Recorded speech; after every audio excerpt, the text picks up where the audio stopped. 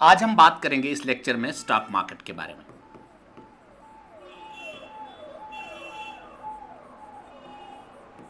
Stock market को ही हम equity market,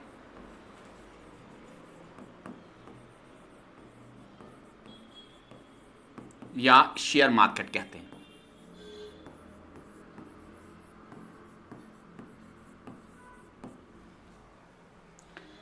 देखो बेटा, मेरी बात सुनो।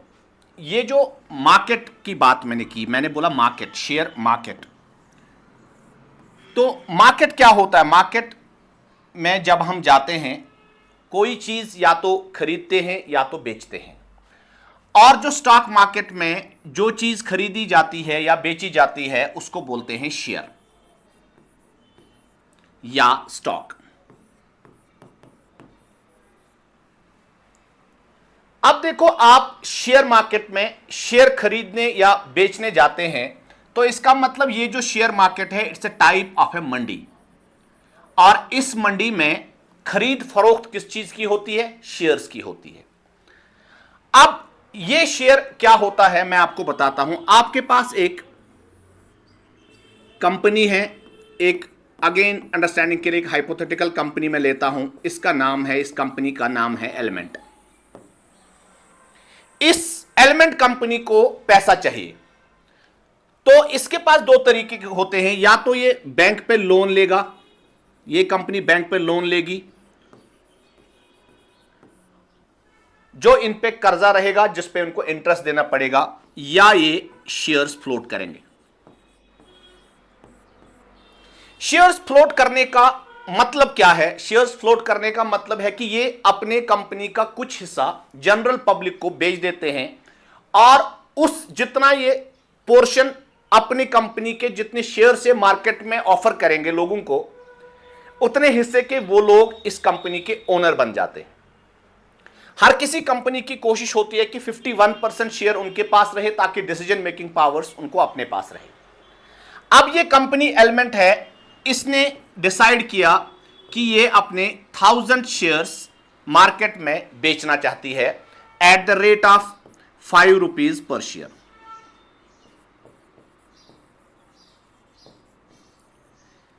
अब क्या है कि ये जो इन्होंने डिसाइड किया कि इन्होंने अपने 1000 शेयर बेचने हैं at the rate of 5 rupees per share, ये क्या करते हैं? ये इन शेयर्स को इनको स्टॉक मार्केट में लाना पड़ेगा, क्योंकि बेचना तो मंडी में ही है। अब देखो यहां पे क्या है, ये जो स्टॉक मार्केट में दो एक्सचेंज जो है वो है एनएससी और बीएससी, नेशनल स्टॉक एक्सचेंज और बॉम्बे स्टॉक एक्सचेंज। ये नेशनल स्टॉक एक्सचेंज जो है, ये इसका हेडक्वार्टर मुंबई में है और इसका भी हेडक्वार्टर मुंबई में है। ये जो नेशनल स्टॉक एक्सचेंज है ये 1992 में बना था और ये जो बॉम्बे स्टॉक एक्सचेंज है 1875 में बना था। ये जो हिंदुस्तान का सबसे लार्जेस्ट एक्सचेंज है national stock exchange, while as Asia का सबसे ओल्डेस्ट एक्सचेंज है कौन? Bombay stock exchange. जो स्टॉक मार्केट है ये एक ब्रॉडर टर्म है और इस स्टॉक मार्केट में ही दो एक्सचेंजेस इंडिया में जो है, national stock exchange and Bombay stock exchange. तो मेरे कहने का समझाने का मतलब ये है यहां पे कि आपने यहां पे ये जो एलिमेंट कंपनी है, इन्होंने डिसाइड किया कि इन्होंने अपने, ये एलिमेंट कंपनी है ELEMENT, इसने डिसाइड किया इसने अपने 1000 शेयर्स को बेचना है। और या ये जो 1000 शेयर्स हैं ये या तो बीएससी पे लिस्ट होने चाहिए या एनएससी पे लिस्ट होने चाहिए, बिकॉज हमने जब कॉमन जो लोग हैं, जो जनरल पब्लिक है, वो तो इन्हीं से खरीदेंगे, ये मंडी में से खरीदने। अब जब यहां पे ये कंपनी जब ये पहली बार इनको लिस्ट करा रही है स्टॉक एक्सचेंज में या स्टॉक मार्केट में, तो इसको बोलते हैं आईपीओ, इनिशियल पब्लिक ऑफरिंग। मतलब ये कंपनी पहली बार मार्केट में अपने शेयर्स को लिस्ट करा रही है, बेच रही है। अब मान के चलो आप, ये जो आईपीओ है ये जो इनिशियल पब्लिक ऑफरिंग में 1000 शेयर्स इन्होंने बेचने थे और बहुत सारों ने अप्लाई किया। इक्कू को इसमें 500 शेयर्स मिले और बिट्टू को इसमें 500 शेयर्स मिले at the rate of 5 rupees. At the rate of 5 rupees that means के इक्कू ने 2500 रुपए के शेयर्स लिए और बिट्टू ने भी 2500 रुपीज के शेयर लिए। बात समझ आ रही? ऐसा मान लो आप कि जब एक ब्रांड न्यू कार जो आपने शोरूम से डायरेक्ट ली, तो यहां पे यही है, इन्होंने पहली बार जब इनको स्टॉक मार्केट पे लिस्ट किया, इक्कू बिट्टू ने वहीं से लिए, तो ये हो गया प्राइमरी मार्केट। क्या हो गया? This is primary market. अब अगर यहां पे कल को क्या है कि ये जो शेयर्स में क्या होता है, हो सकता है कि ये कंपनी ने ग्रो किया और जो कंपनी जो 5 रुपए शेयर की वैल्यू थी वो 10 रुपए हो गई, या हो सकता है कंपनी का लॉस हो गया, जो शेयर की वैल्यू 10 रुपए 5 रुपए थी वो 3 ही रुपए हो गए, और इन्होंने डिसाइड किया in both the cases that कि हमने अपने शेयर्स बेचने हैं। अब क्या है कि एनी हाउ इसके शेयर ए ने लिए और इसके शेयर बी ने लिए, ये जो ए और बी ने लिए, अब इन्होंने डायरेक्ट उस टाइम नहीं लिए जिस टाइम कंपनी पहली बार लिस्ट हो गई थी, बल्कि इन्होंने, आप ये सोचो कि पहली बार कार आई, इक्कू बिट्टू ने डायरेक्टली ब्रांड न्यू कार ली शोरूम से और फिर उन्हें सेकंड हैंड कार ए को बेची और बी को बेची, तो ये हो गया सेकेंडरी मार्केट। ये हो गया सेकेंडरी मार्केट। अब देखो, अब इक्कू बिट्टू ने शेयर ले लिए, इक्कू बिट्टू ने शेयर ले लिए। अब ये शेयर क्या है कि जैसे आपके पास पैसा है, आप जेके बैंक में या किसी भी आईसीआईसी बैंक या एचडीएफसी बैंक में अकाउंट खोलते हो, वो आपके अकाउंट में रहते हैं। ये जो शेयर्स आपने लिए, ये शेयर्स आपने जो लिए, तो ये कहां जमा रहते हैं? ये रहते हैं डिपॉजिटरीज के पास। और इंडिया में जो 2 डिपॉजिटरीज हैं, एक को बोलते हैं एनएसडीएल और दूसरे को बोलते हैं सीडीएसएल। ये जो एनएसडीएल है, नेशनल सिक्योरिटीज डिपॉजिटरी लिमिटेड, और central depository services limited, national securities depository limited,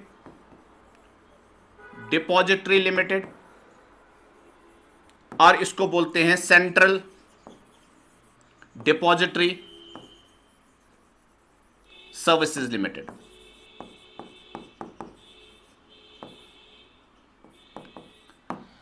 ये जो डिपॉजिटरीज होती है, ये जो शेयर्स आपने लिए, ये कहां जमा रहेंगे? ये रहेंगे जमा डिपॉजिटरीज के पास। और हमारे पास हिंदुस्तान में क्या है? 2 डिपॉजिटरीज है, एनएसडीएल और सीडीएसएल। एनएसडीएल और सीडीएसएल। इसका भी हेडक्वार्टर मुंबई में है और इसका भी हेडक्वार्टर मुंबई में है। ये जो एनएसडीएल है 1996 में बनी थी और ये जो सीडीएसएल है ये 1999 में बनी थी। बात समझ आ रही? बात समझ आ रही? अब देखो, अब मैं क्या कहना चाहता हूं, अब हमारे पास डिपॉजिटरीज है, अब हमारे पास 2 डिपॉजिटरीज है, एनएसडीएल सीडीएसएल। तो ये जो डिपॉजिटरी है, ये जो डिपॉजिटरी है, आप यहां से ले लो एनएसडीएल और यहां से ले लो सीडीएसएल। ये जो डिपॉजिटरीज है, डिपॉजिटरीज वो होती हैं जब आप शेयर लेते हो, तो वो शेयर जैसे पैसा आप बैंक में जमा करते हो, ये जो आपके शेयर से डिपॉजिट रहते हैं इन 2 डिपॉजिटरीज के पास। बात समझ आ रही? मगर ये जो दोनों डिपॉजिटरीज हैं, ये डायरेक्टली पब्लिक डायरेक्टली इनसे नहीं ले सकता है, जमा ये उन्हीं के पास रहेंगे। इनका होता है अपना डिपॉजिटरी पार्टिसिपेंट,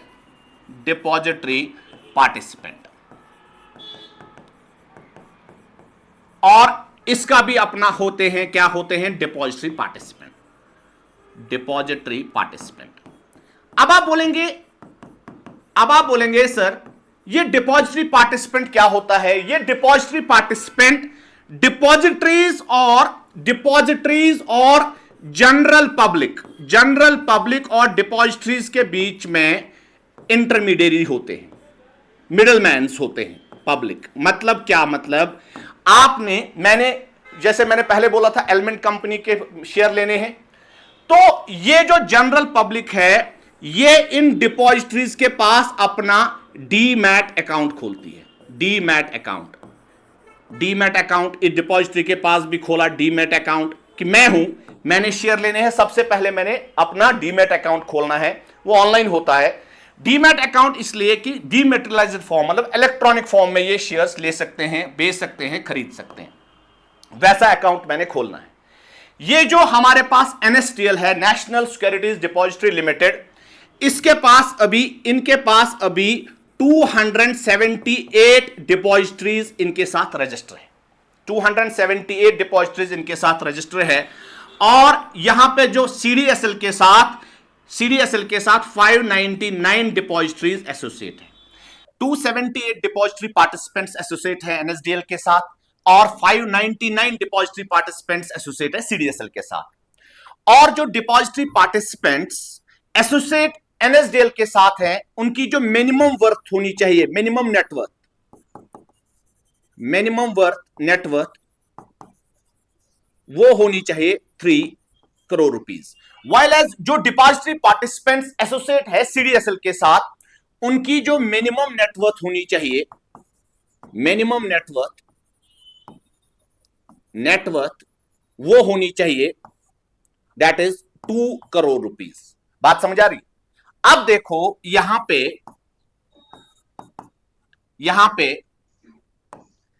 ये NSDL है और ये CDSL है। NSDL के साथ जो डिपॉजिटरी पार्टिसिपेंट्स एसोसिएट होते हैं, उनकी नेटवर्थ होनी चाहिए, minimum net worth 3 crore rupees, while as जो डिपॉजिटरी पार्टिसिपेंट्स एसोसिएट CDSL के साथ हैं, उनकी मिनिमम नेटवर्थ 2 करोड़ रुपीस होनी चाहिए। और जो आप डीमैट अकाउंट उन डिपॉजिटरीज के पास खोलोगे जो एसोसिएट है NSDL के साथ, वो डीमैट अकाउंट 16 डिजिट्स का होता है, जिसमें 2 अल्फा डिजिट्स होते हैं और 14 न्यूमेरिक डिजिट्स होते हैं, 14 न्यूमेरिक डिजिट्स। अगर आपको इस टाइप का डीमैट अकाउंट मिलेगा, IN 0 1 2 3 4 5 6 7 8 9 0 9 8 7, इस टाइप का डीमैट अकाउंट जिसमें 2 अल्फा न्यूमेरिक है और 14, जिसमें 2 अल्फा डिजिट्स हैं और 14 न्यूमेरिक डिजिट्स हैं, इस टाइप का डीमैट अकाउंट उन डिपॉजिटरीज के पास आप खोलते हो जो एसोसिएट होते हैं NSDL के साथ। वाइल एज अगर आप यहां पे खोलते हो डीमैट अकाउंट उन डिपॉजिटरी पार्टिसिपेंट्स के साथ जो एसोसिएट है CDSL के साथ, उनका भी जो डीमैट अकाउंट नंबर होता है वो 16 डिजिट्स का होता है, लेकिन सारे के सारे न्यूमेरिक डिजिट्स होते हैं। कैसे? 1 2 3 4 5 6 7 8 9 0 1 2 4 1 2 3 4 5 6, इसमें जो पहले 8 डिजिट्स होते हैं वो डिपॉजिटरी आईडी कहलाते हैं, वाइल एज जो लास्ट के 8 digit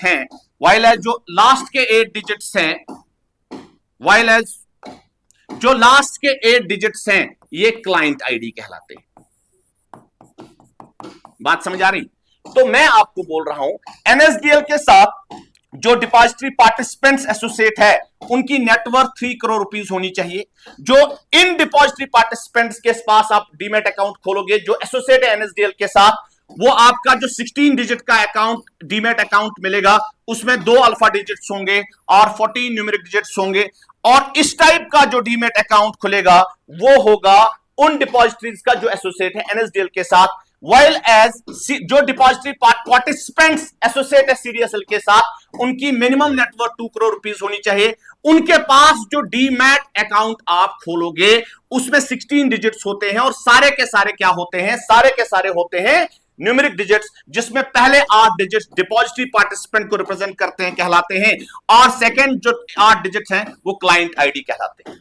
now the point is this कि ये जो NSDL है और ये जो CDSL है, ये दोनों डिपॉजिटरीज हैं, मतलब जो आप शेयर्स लेते हो मार्केट से वो किनके पास है, किनके पास जमा रहते हैं? इन्हीं डिपॉजिटरीज के पास। और यहां पे जो अगर एग्जांपल आप देखोगे, आदित्य बिरला मनी या Bajaj capital limited, Bajaj capital limited, ये जो आदित्य बिरला मनी है, ये डिपॉजिटरी पार्टिसिपेंट है which is associated with NSDL, while as Zerodha Upstocks, angel broking,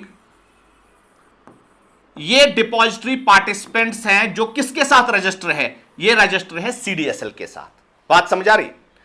अब देखो, आप जो आप अकाउंट खोलोगे इन डिपॉजिटरी पार्टिसिपेंट्स के पास, जो एसोसिएट है एनएसडीएल के साथ, उनका जो आपका डीमैट अकाउंट नंबर होगा, डीमैट अकाउंट नंबर जो होगा वो 16 डिजिट्स का होगा, और जिसमें 2 अल्फा डिजिट्स होंगे और 14 क्या होंगे, न्यूमेरिक डिजिट्स। मतलब आपको IN 0 1 2 3 4 5 6 7 8 9 0 9 8 7 इस तरह का जो आपको डीमैट अकाउंट मिलेगा, वो उन डिपॉजिटरीज का मिलेगा जो रजिस्टर किसके साथ होंगे, एनएसडीएल के साथ। While as अगर आप यहां पे उन डिपॉजिटरीज के पास डीमैट अकाउंट खोलोगे जो किसके साथ एसोसिएट होंगे, सीडीएसएल के साथ, यहां 16 डिजिट अकाउंट नंबर जो आपका होगा वो खाली न्यूमेरिक होगा, उसमें कोई अल्फा डिजिट नहीं होगा। मान के चलो 1 2 3 4 5 6 7 8 9 0 1 2 3 4 5 6, इसमें जो पहले 8 डिजिट होते हैं वो होता है डिपॉजिटरी आईडी, डिपॉजिटरी आईडी, और जो यहां पे जो लास्ट वाले 8 होते हैं वो होता है क्लाइंट आईडी, क्लाइंट आईडी। बात समझ आ रही?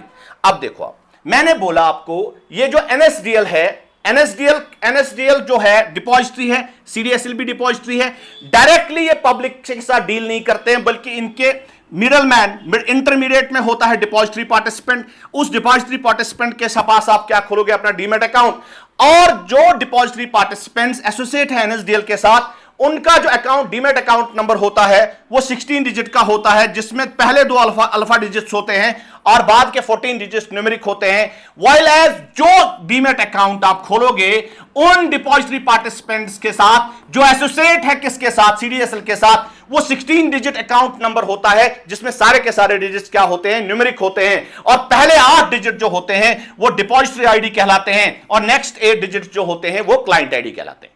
अब देखो, अब मैं आपको क्या समझाना चाहता हूं। आप बोलेंगे कि क्या कोई ऐसा डिपॉजिटरी पार्टिसिपेंट है जो दोनों एनएसडीएल के साथ भी एसोसिएट है और सीडीएसएल के साथ? यस, आईसीआईसीआई डायरेक्ट जो है, दैट आईसीआईसी डायरेक्ट जो डिपॉजिटरी पार्टिसिपेंट है, that is registered with NSDL as well as CDSL, both depositories के साथ ये एसोसिएट है। अब देखो, अब अगर आप यहां पे ले लो सेबी, सिक्योरिटीज, इसको बोलते हैं the securities exchange board of India,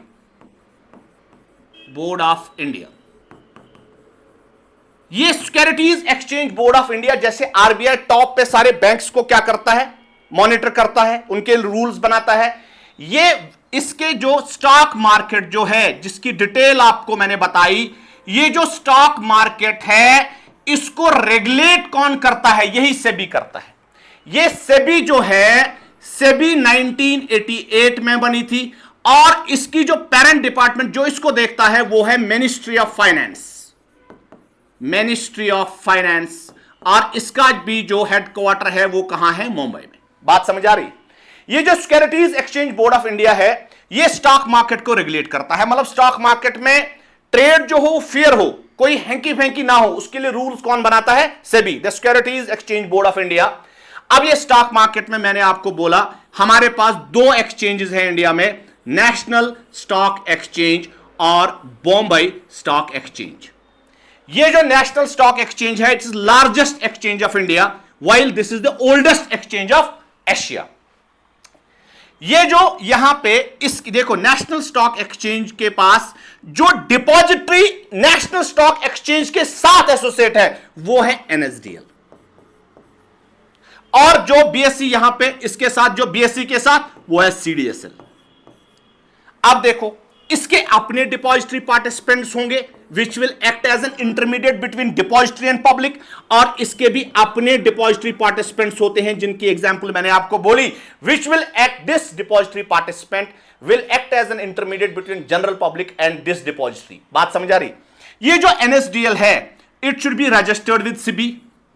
this DP जो डिपॉजिटरी पार्टिसिपेंट इसका है it should also be registered with SEBI, while as it should also be registered with its own depository. ये जो सीडीएसएल है, CDSL should be registered with what? SEBI, and this depository participant should also be registered with SEBI, moreover it should also be registered with its own depository. अब देखो ये जो stock market में trade कितना हुआ, कितने इसका एक्सचेंज क्यों बोलते हैं? क्योंकि किसी ने शेयर खरीदा, किसी ने बेचा, जिसके अकाउंट किसके अकाउंट में गया, किसने लिया, तो ये एक्सचेंज मतलब बायर से सेलर में एक्सचेंज करता है। तो ये जो देखो बात सुनो, ये जो एनएससी और बीएससी है हर दिन शाम को ये अपना डाटा बनाते हैं, दूसरे वर्किंग डे में सारा डाटा सेबी के पास चला जाता। ऐसे ही ये जो डिपॉजिटरीज हैं, इन डिपॉजिटरीज का भी सारा डाटा कहां चला जाता है? सेबी के पास। अब कुछ इन्वेस्टिगेशन एजेंसीज या ग्राफ्ट एजेंसीज जब वो किसी की इन्वेस्टिगेशन करते हैं तो वो क्या करते हैं, वो एनएससी को भी चिट्ठी लिखते हैं, बीएससी को भी चिट्ठी लिखते हैं, एनएसडीएल को भी चिट्ठी लिखते हैं, सीडीएसएल को भी चिट्ठी लिखते हैं। टाइम बचाने के लिए जब सेबी के पास सारा का सारा डाटा है, क्यों ना हम सेबी को डायरेक्ट लिखें, और उसके लिए जो सेबी का चीफ विजिलेंस ऑफिसर है उसको अगर मेल करेंगे हम एक ऑफिशियल मेल, वो जवाब दे ही देता है। So it is better to write to SEBI then to write to these organisations.